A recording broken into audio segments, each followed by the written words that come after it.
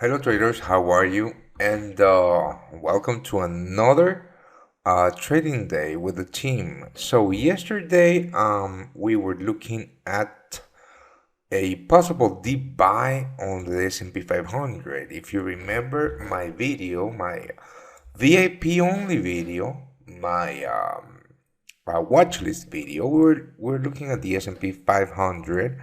Let me show you actually. We're looking at the S&P 500 to dip to this level. And early on European trading, the S&P 500 dipped to this level. Now, this is yet not a clear buy for me, in the sense that, this is the 1 hour chart, and if you look at this 1 hour candle, it's clearly breaking through these levels. But when we look at some volume on the E-mini S&P 500, right? So that's the ES on the futures market, the ES. The ES. The ES is the E-mini S&P 500's futures contract, and I know it's a delayed data, but that doesn't matter, right? What we want to do is we want to look at the volume, right? And let me just change my point of control color line. And if you look at the volume, just the volume of last week and this week, the point of control, which is the level with the highest trading volume, is way below, right here, at around the 41.22.25 level, right? So we're looking maybe at a deep buy at the previous highs, but price has broken with that level. Let me just put a line there too, right here. So price has broken with that level, but that doesn't mean that we are in a bear market at all, right? We are still looking for longs, and the main reason that I didn't send a signal to buy the S&P 500 at a dip or at a retest of this level, even though, let me show you the 50-minute chart, right? Even though we had quite the rejection on the 50-minute chart, right?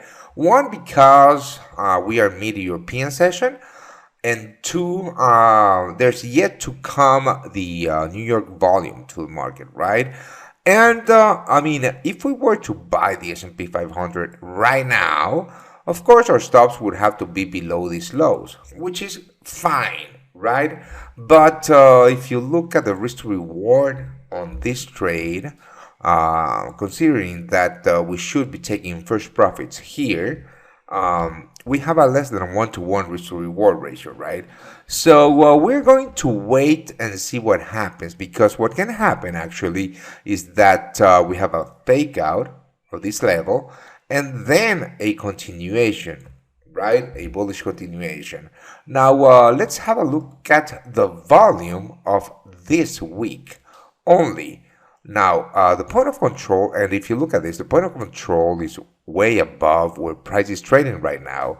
And the volume decreases a lot from that point of control around the 41.50 level. Around the 41.50 level. So, let's take in consideration that we do have a big volume zone around the 41.21 level, and if we go even further and grab the volume from the previous week, there is a big volume zone even lower around the 40.64. Now this is just volume, right? I'm just showing you volume, and but my buy zone, it's still here, right, between these highs and this point of control and these lows. So anything around this level is a no trade zone. And if price dips to that point of control, which is also in confluence with this key level, I'm going to have a look at that rejection for maybe a buy here. So heads up to that, right? Another one that we were looking yesterday was the DAX. We were looking at a possible buy on the DAX at a retest of these highs. And as you can see, price just crashed below that level. And that is the reason that we did not went in on a buy on the DAX, right? I'm not going to show you the volume here because I'm looking at the CFD chart, not the futures chart. But right now, to me, the DAX is a no-go. I'd rather wait for that S&P 500. And if you look at that, look at what just happened on the S&P 500, right? Let's go to the 15-minute chart. Yeah, there was a massive buy here on the S&P 500. And right now, I'm going to wait for that 1 hour candle to close to maybe send a buy signal on the S&P 500 because now it looks really, really good, right? So let's wait on that. Let's be patient. Let's have a look at the US dollar. Yesterday, we were looking at the US dollar breaking with that. Let's have a look at the 2 hour chart, right? Breaking with that key level, the 91.30 level, which are these lows. Let's go even higher, right? 3 hour chart. And the US dollar, it's still very, very much bearish. We do have a couple of US dollar base trades, right? Short US dollar base trades on a GBP USD long that we already closed half at 135 pips. And what can happen here is that we can have a retest of these previous broken lows and a continuation. As I said yesterday, this is a very bearish trend, right? We haven't broken with any of those highs at all, and we have been on this bearish trend for 21 days now. So we are continuing to look for shorts on the US dollar, and our shorts on the US dollar right now are drawing down a little bit, but that's completely fine because if the DXY rallies to retest that 91.30 level, we are going to look for new shorts on the US dollar, right? Because technically speaking, we have broken with a massive key level, and fundamentally speaking, we are also bearish on the US dollar.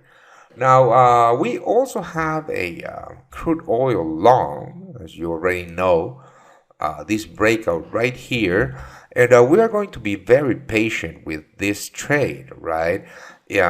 Because this breakout, and not only the breakout, let me show you the, hold on, let me just delete this and this. Not only the breakout, but price action, right? Breaking with the previous week's high, right? And holding that level is very, very bullish. Now, what we could do, right now our stop losses are right here below the 62.60 level, right? What we could do is just move stop losses below this low.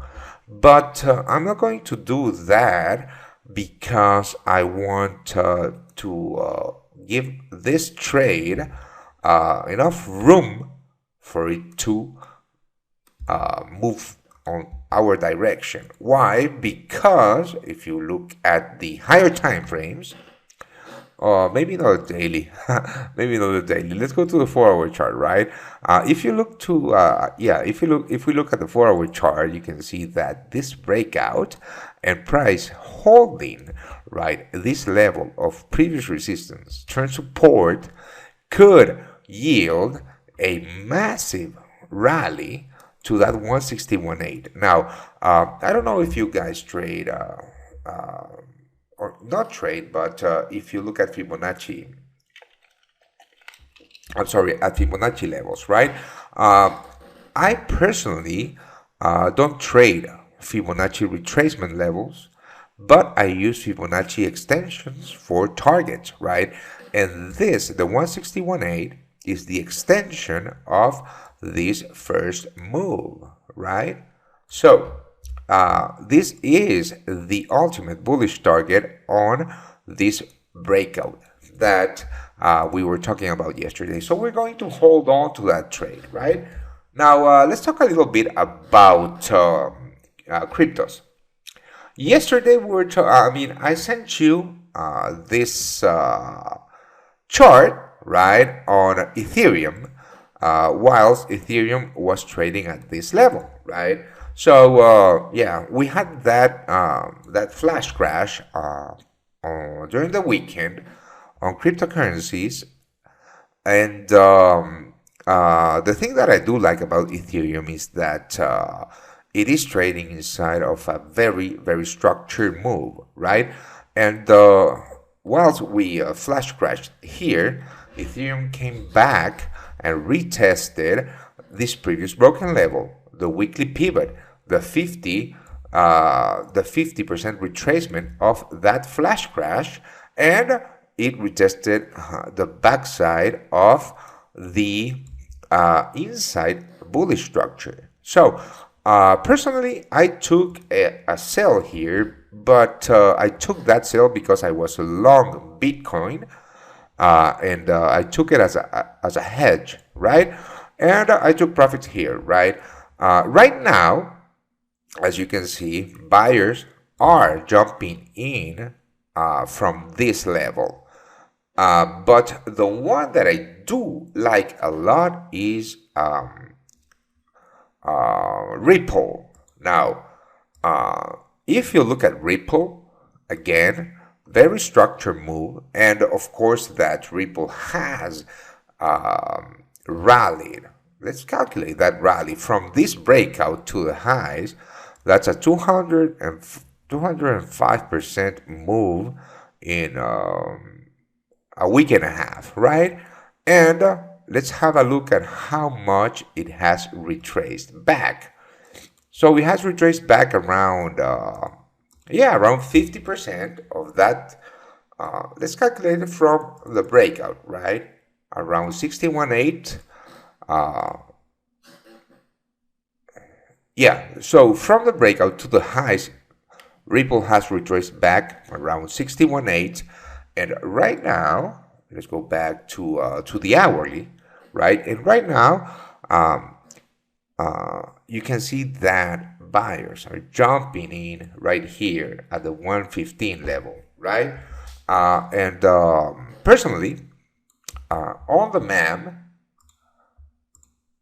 managed accounts, we just took. Hold on, let me show you.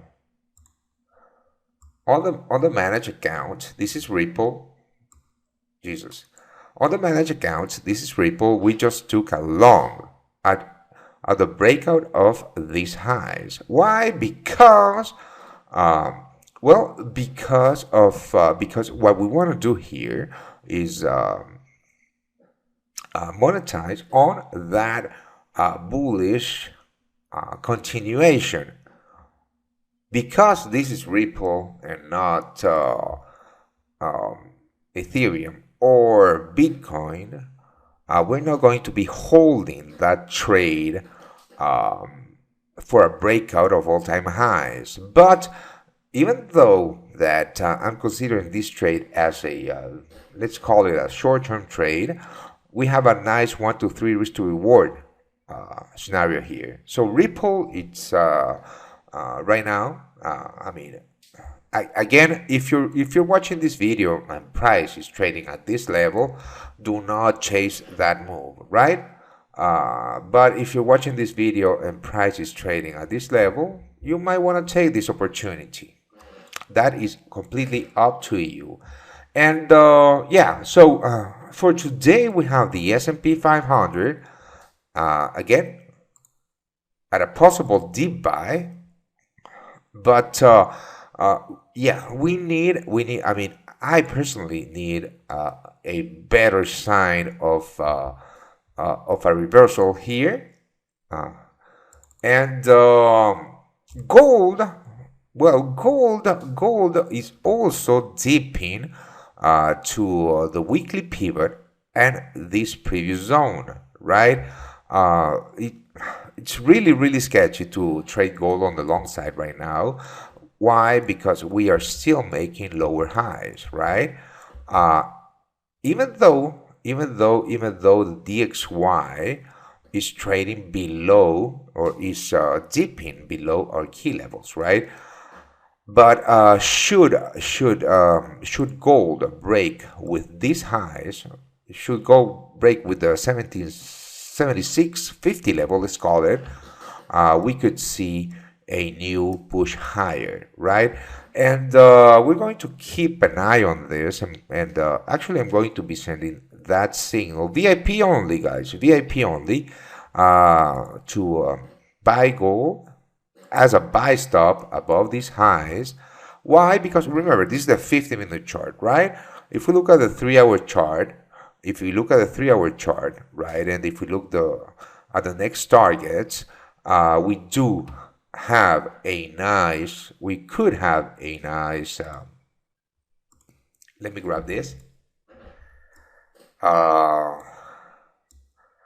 nice 1 to 2.3 risk to reward ratio in a long continuation in gold. So this is what we're looking at right now. Our trades, let me show you the trades that we have going on the signals account, right?